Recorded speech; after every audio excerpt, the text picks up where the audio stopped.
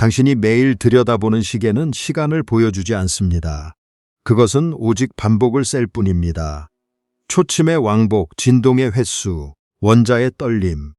당신은 그 반복을 보고 시간이 흐른다고 믿지만 리처드 파인만은 훨씬 불편한 가능성을 알고 있었습니다. 어쩌면 흐르는 것은 시간이 아니라 당신이 되돌릴 수 없는 어떤 방향 감각일지 모른다는 것. 그리고 그가 가리킨 증거는 거대한 은하가 아니라 당신 책상 위의 시계 같은 가장 평범한 물건 안에 숨어 있었습니다. 그렇다면 질문은 더 이상 시간이 몇 시인가가 아닙니다. 질문은 이것입니다. 왜 당신의 기억은 오직 뒤쪽으로만 쌓이는가? 왜 당신의 몸은 내일의 당신을 기억하지 못한 채 오직 어제의 흔적만 품고 늙어가는가? 만약 시간이 정말로 흐르는 것이 아니라면 당신이 느끼는 상실과 기다림과 후회는 도대체 무엇입니까? 그리고 더 이상한 것이 하나 남아 있습니다. 당신은 늘 현재에 산다고 믿지만 지금 당신의 눈에 들어오는 별빛은 이미 끝난 사건들입니다. 당신은 이미 지나간 것을 보며 현재라고 부르고 있습니다. 그리고 그것이 의미하는 바는 이 영상의 마지막에 가서야 이해할 수 있습니다.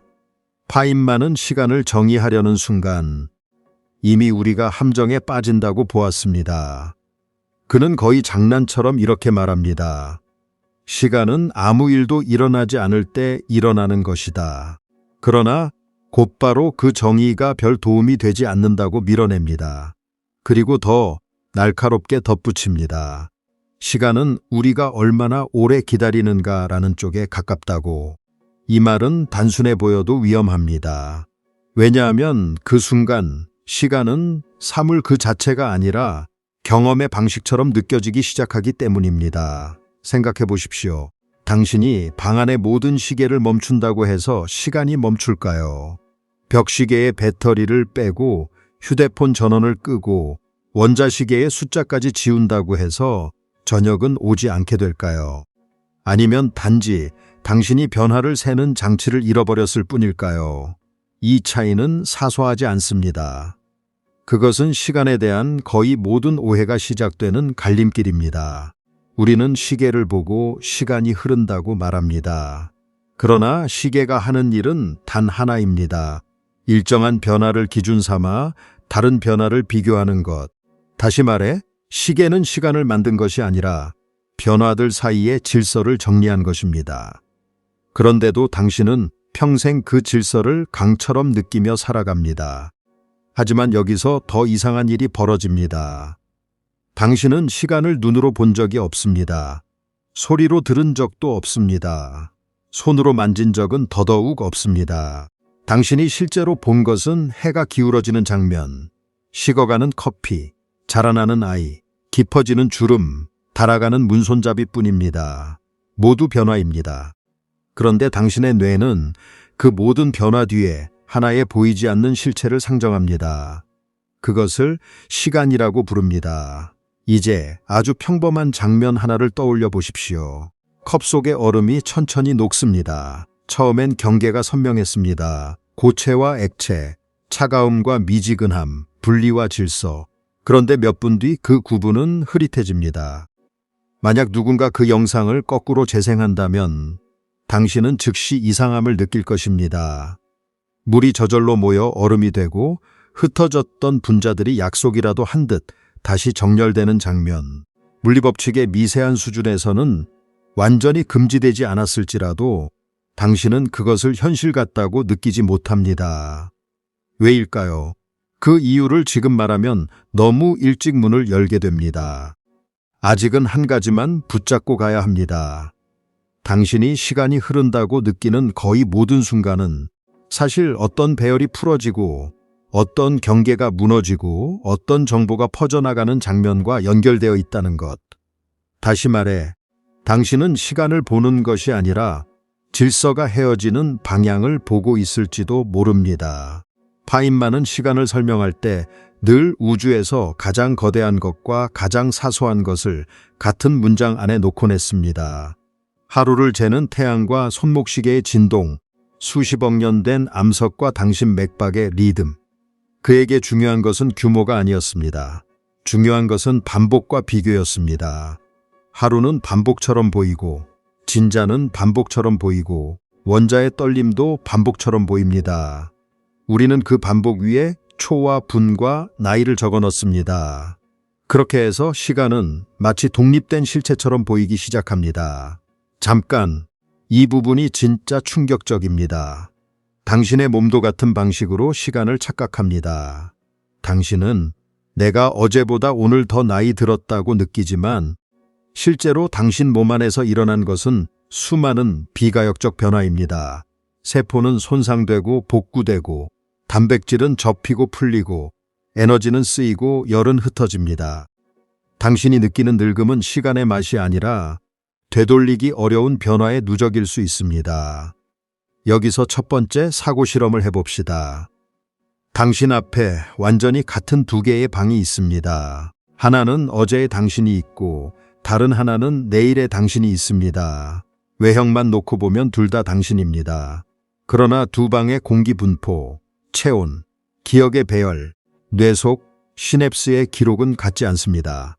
어느 쪽이 과거이고 어느 쪽이 미래인지 시계가 없어도 당신은 맞힐 수 있습니다.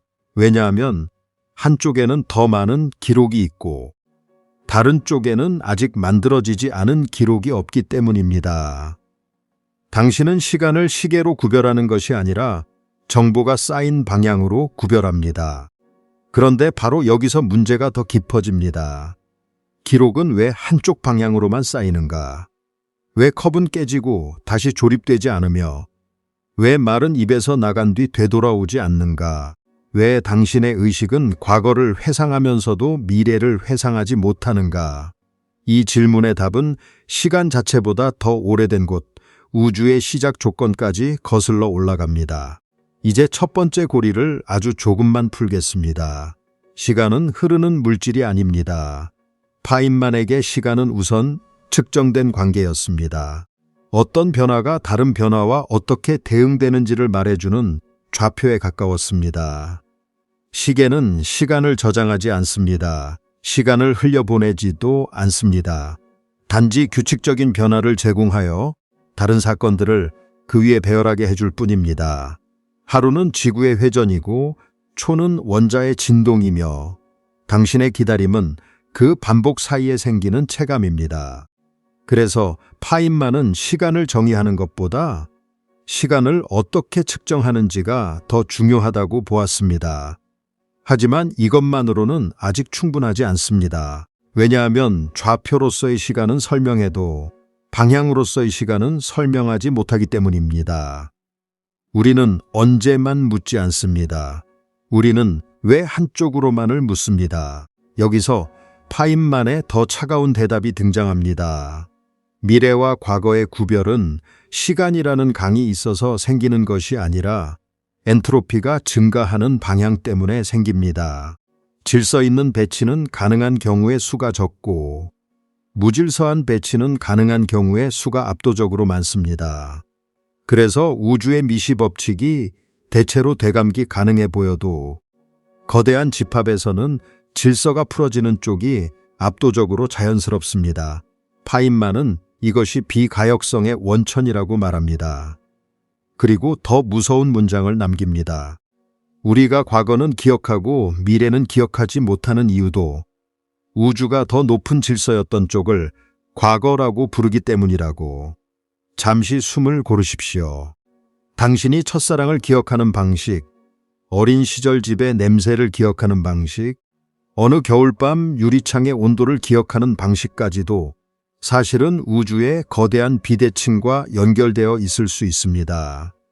당신의 추억은 개인적인 것이지만 그 추억이 뒤를 향한다는 사실만큼은 우주론적인 사건입니다. 이제 두 번째 사고 실험을 해보겠습니다. 투명한 컵에 검은 잉크 한 방울을 떨어뜨립니다. 처음에는 점 하나입니다. 선명한 경계, 낮은 엔트로피, 정보의 응축. 잠시 뒤 잉크는 소용돌이치고 퍼지고 결국 컵 전체가 옅게 물듭니다. 만약 당신이 두 장면 중 하나만 본다면 어느 쪽이 먼저인지 쉽게 압니다. 이유는 단순합니다. 하나의 점에서 수많은 퍼짐으로 가는 경우의 수는 엄청나게 많고, 반대로 우연히 컵 전체에 흩어진 잉크가 다시 하나의 점으로 모이는 경우의 수는 사실상 상상에 가까울 정도로 적기 때문입니다. 여기까지 오면 시간의 화살은 조금 보이기 시작합니다. 그러나 아직 핵심은 아닙니다. 핵심은 이겁니다. 왜 우주는 애초에 그렇게 낮은 엔트로피 상태에서 시작했는가? 왜 영화는 중간 장면이 아니라 질서 있는 첫 장면에서 재생되기 시작했는가? 하지만 여기서 더 이상한 일이 벌어집니다. 당신은 이 질문을 우주의 역사에 대해서만 하고 있다고 생각할 수 있습니다. 아닙니다. 이 질문은 바로 지금 당신이 나라고 부르는 존재에도 똑같이 적용됩니다. 당신의 의식은 정보가 생성되고 저장되고 소실되는 과정입니다. 당신이 한 문장을 듣고 이해하는 순간조차 뇌는 에너지를 소모하고 열을 배출하며 이전과 다른 흔적을 남깁니다. 이해는 흔적을 만듭니다. 흔적은 방향을 만듭니다.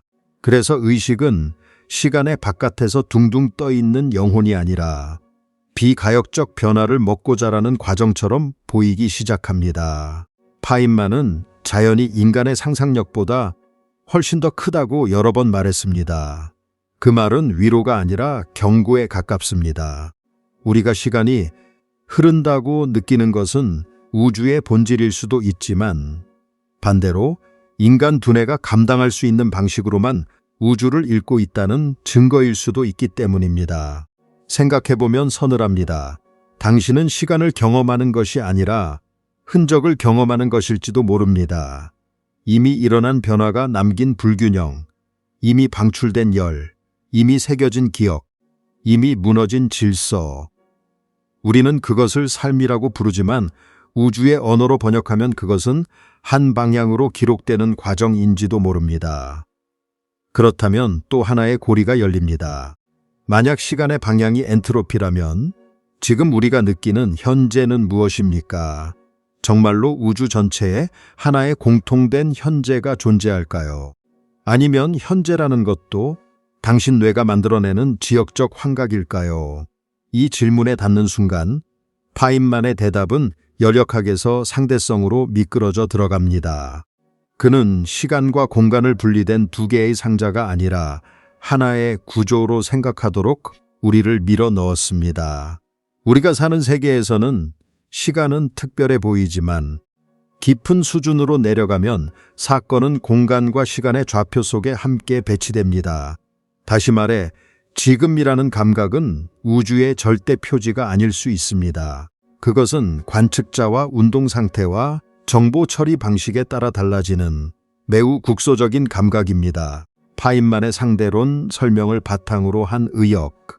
그리고 바로 여기서 네 번째 고리가 생깁니다. 우주에 보편적인 지금이 없다면 당신이 죽도록 붙잡고 있는 이 순간은 도대체 무엇입니까? 우리는 이제 두 번째 고리를 풀 차례가 되었습니다. 왜 당신의 몸은 미래를 기억하지 못하는가? 그 이유는 간단하면서도 잔인합니다. 기억은 기록이고 기록은 물리적 흔적이며 흔적은 엔트로피 비용을 치릅니다. 뇌가 무언가를 기억하려면 분자적 구조가 바뀌어야 하고 에너지가 소모되어야 하며 외부로 열이 흩어져야 합니다. 즉 기억은 낮은 엔트로피의 과거 사건이 더 높은 엔트로피의 현재 구조 속에 각인된 결과입니다. 반대로 미래의 기억이란 아직 생기지 않은 흔적을 먼저 갖는다는 뜻인데, 그것은 당신의 뇌가 아직 발생하지 않은 기록을 이미 보유해야 한다는 말과 같습니다. 당신은 시간을 몰라서 미래를 못 보는 것이 아닙니다. 당신은 기록의 방향 때문에 미래를 기억하지 못합니다. 여기서 세 번째 사고 실험을 해봅시다. 한 권의 필름 릴이 있습니다. 모든 프레임은 이미 존재합니다. 첫 장면도 있고 마지막 장면도 있습니다. 그러나 영사기가 한 프레임씩 빛을 통과시키는 동안에만 관객은 이야기가 흐른다고 느낍니다. 필름이 흐르는 것이 아니라 관객의 경험이 순차적으로 해석될 뿐입니다. 만약 우주가 그와 비슷하다면 어떨까요? 사건들은 어떤 구조 속에 배치되어 있고 당신의 의식은 그중 극히 얇은 단면만을 차례로 읽어내며 현재라는 감각을 만든다면 이 비유를 너무 빨리 믿어버리면 안 됩니다. 그러나 한 가지는 분명합니다. 우리가 느끼는 흐름감은 우주 그 자체의 표면이 아니라 관측과 기억과 정보 처리의 구조에서 나올 가능성이 매우 큽니다. 하지만 여기서 더 이상한 일이 벌어집니다. 당신은 스스로를 시간 속을 지나가는 존재라고 생각해 왔습니다. 그러나 어쩌면 정반대일지 모릅니다. 당신은 흐르는 강을 건너는 여행자가 아니라 거대한 구조 속에서 특정한 방향으로 읽히는 패턴일 수 있습니다. 당신의 유년기, 당신의 오늘, 당신의 마지막 날은 없었다가 생겨나는 점들이 아니라 어떤 구조 안에서 서로 다른 위치를 차지한 사건들일 수 있습니다. 당신이 흐름이라고 부르는 것은 그 사이를 잇는 해석의 선일지도 모릅니다. 이제 세 번째 고리를 건드려 보겠습니다. 왜 우리는 죽은 별의 빛을 보면서도 그것을 현재라고 부르는가?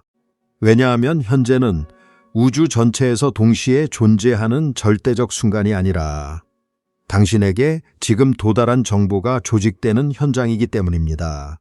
별은 이미 사라졌어도 빛은 도착할 수 있습니다. 당신의 눈은 그 도착을 지금으로 경험합니다. 다시 말해, 현재는 우주가 가진 단 하나의 시각이 아니라 관측자가 정보와 만나는 접점입니다. 그래서 당신은 언제나 과거의 흔적을 가지고 현재를 구성합니다. 당신은 세계를 즉시 보는 것이 아닙니다. 언제나 약간 늦게 이미 벌어진 것의 기록을 보고 있습니다. 이 사실은 이상하게도 슬프면서 아름답습니다.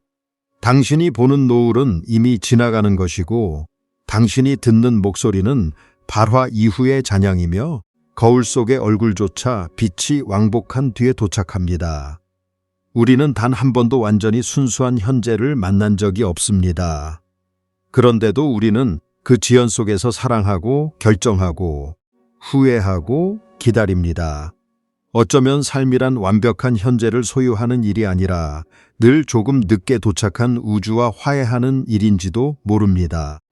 파인만은 과거와 미래의 구별을 우주의 초기 질서와 연결했습니다. 하지만 그것이 인간에게 던지는 철학적 충격은 여기서 끝나지 않습니다. 만약 현재가 국소적 구성물이고 기억이 엔트로피의 흔적이며 시간의 방향이 우주의 오래된 비대칭에서 나왔다면 당신이 평생 두려워해온 시간이 지나간다는 말은 사실 조금 틀렸습니다. 정확히 말하면 지나가는 것은 시간이 아니라 형태입니다. 젊음의 형태, 관계의 형태, 도시의 형태, 문명의 형태, 별의 형태. 형태는 유지비가 듭니다. 에너지를 써야 하고 주변으로 열을 밀어내야 하며 질서를 가까스로 붙들어야 합니다. 그래서 모든 살아있는 것은 시간을 견디는 것이 아니라 무질서를 늦추며 잠시 자신의 모양을 보존하는 투쟁입니다. 그리고 바로 그 투쟁이 안쪽에서 느껴질 때 우리는 그것을 살아있음이라고 부릅니다. 여기서 이 영상의 세 번째 약속이 비로소 이해되기 시작합니다. 당신이 지금 느끼는 의식, 이 묘한 나 여기 있다는 감각은 단순히 시간이 흘러서 생긴 부산물이 아니라 우주가 낮은 엔트로피에서 높은 엔트로피로 펼쳐지는 과정 속에서 잠시 생긴 정교한 창일 수 있습니다. 의식은 시간을 통과하는 영혼이 아니라 시간의 방향을 감지하는 가장 섬세한 장치일지도 모릅니다. 그래서 그것이 의미하는 바는 이것입니다. 시간은 흐르지 않습니다. 적어도 강물처럼 어딘가에서 어딘가로 흘러가는 실체로 존재하지 않습니다. 우리가 흐름이라고 부르는 것은 우주가 한때 매우 질서정연했다는 사실의 후폭풍이며 그 질서가 풀리는 과정 속에서 기억을 만드는 존재가 자기 자신을 읽는 방식입니다. 당신은 시간에 떠밀리는 것이 아닙니다. 당신은 더 높은 무질서 쪽으로 기록되어가는 우주의 한 문장입니다. 시계는 그 문장을 읽기 위한 눈금일 뿐이었습니다.